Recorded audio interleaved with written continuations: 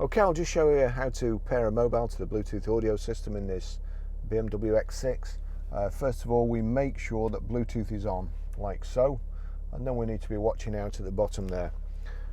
Back to the iDrive. To get to the menu or the home screen, just click menu behind the iDrive. Communication is forward towards the windscreen, so we click the iDrive forward. And that's come up to telephone. Select telephone. There's no phones in here, it can't find anything, so it's gone to settings menu automatically. So click to settings menu, pair a new telephone. So click pair new telephone, click start pairing.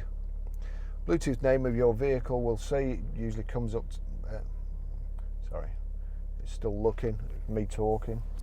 So there you go, BMW 22849, that's the one. So we'll click on there.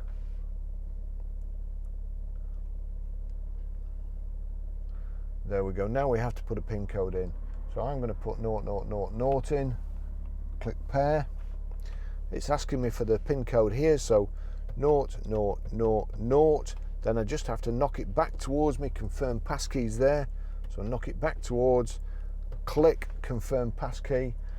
Allow contacts and favorites to sync. I don't want to do that, but you will. I won't be using the car again. That's it connected. It's all done.